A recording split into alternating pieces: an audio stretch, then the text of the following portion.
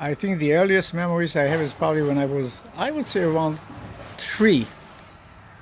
And the reason I remember it, I had a cousin who was also named Moshe, and he lived in the neighborhood. And the one thing that stuck in my mind, one day he apparently got a little whip, because in those days there were no automobiles, there were wagons, horses, and carts, and people used little whips to spare the horses. And kids played the game. So he had a little whip, and I didn't have one yet. I'll tell you why, because at the age of 3.5 or so, my father left for, that's a story for later on, and I said he had a little whip. So one day I remember grabbing the whip from him. He was named also Moshe. And I ran in the yard, and I was whipping it and whipping it. And he screamed, and he cried, and he had a little hat. And the hat fell. When I saw this hat fell, so I felt sorry for him. I came back, picked up the hat, and I gave him the whip back. Early memories of childhood. What was the neighborhood like where you lived? It's hard to say. It was a neighborhood. My grandmother had a store, and it was like a little hardware store. And they were selling also wheat and other things too. But the water was not in the house. You had to go to a pump that was in the street, which I'll come later to, when I visited Poland many years ago, but as an adult with my wife. I saw, and my memory told me, somewhere here there should be in the yard a pipe which measures about 6 inches in diameter with a handle, and there is a spout, and there is where you got your water. And we found it in this little town near Lublin called Miechov when I went there in the 90s. Wow. The little spout was still there? Yeah, so this is, yeah.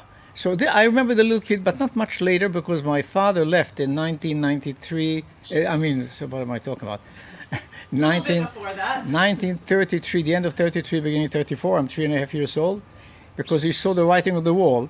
He was a young man. He was only 30-ish, 32. He was born in 1899, let's say 1900, very close to the end of 1899. And Hitler came to power. It was 1933. So at the end of 33, he said, the earth is burning.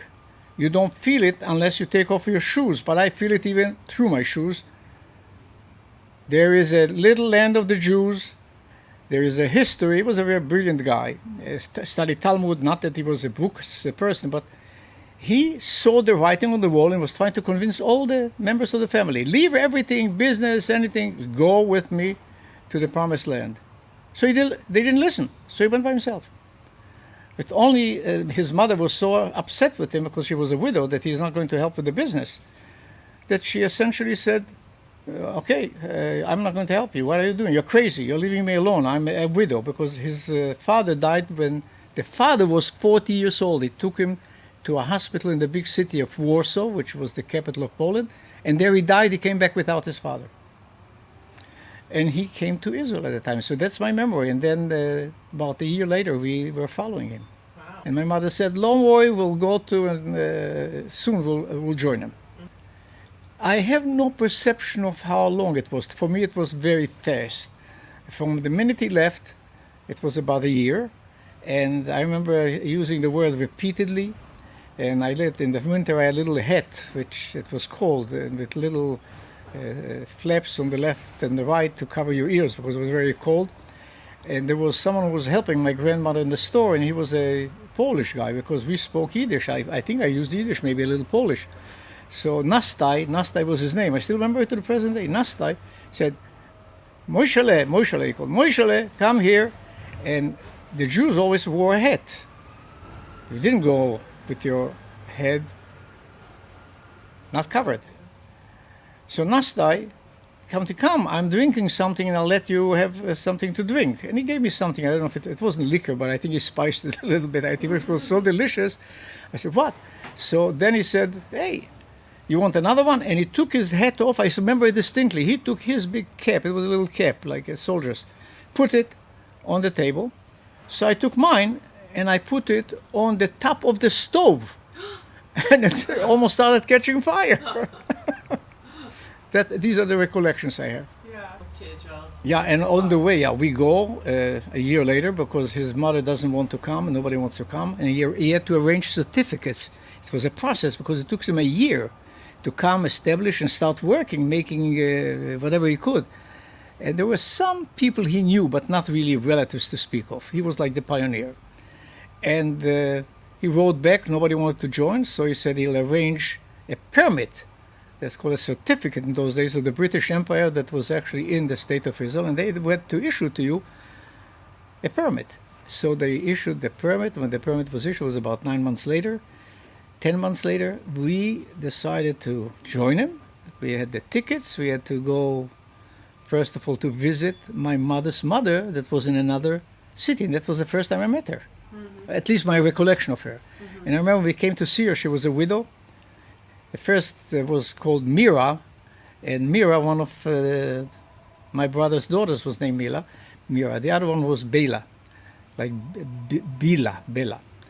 And she was so excited to see me. She saw me maybe 2 years earlier when she came for a visit, when I was a little boy, a year and a half. So she put a lot of coins on the table. And my brother at the time, David, was born 11 years ahead of me, my late brother. He was my caretaker. So he was carrying me on his back, actually, because at some point I was tired when we got to her home.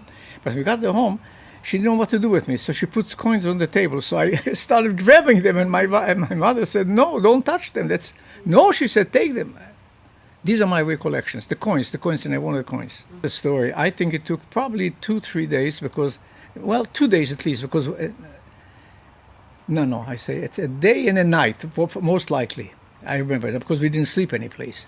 But we started very early in the morning with the wagon. Then in the town we started with a electric, one of those, what do you call them, streetcars. It was a streetcar on rails.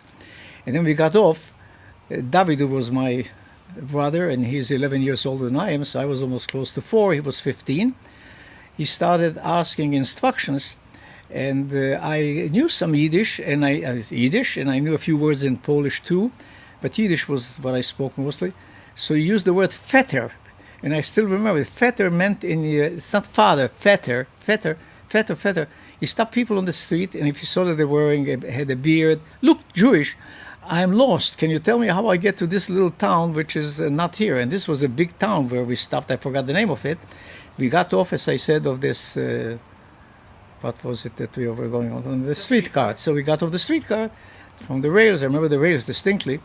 So he said, it's over there. It was already, that was before we got to the grandmother, Bella. And he said, it's going through here. And David, he gives me the hand. My mother holds me one hand and my brother with the other. And after a little while, I get tired. I cannot walk. So he puts me on his back and I'm hugging him. And that's how he schlepped me. And he got lost, and now it's becoming to be late. It's dark. And finally, somebody told him how to get there because we had to cross a river on a little boat. And the boat in the evening was only coming every 2 hours. And we had to wait, and we were the only passengers. Mm-hmm. Went to the other side, and that's how we finally got to the... these are the recollections, that he carried me on his back. Yeah. So he said he carried me on the way to Israel. He really did. He was one of my... the only brother I had. Yeah. Amazing. Took care of me like I was his little baby.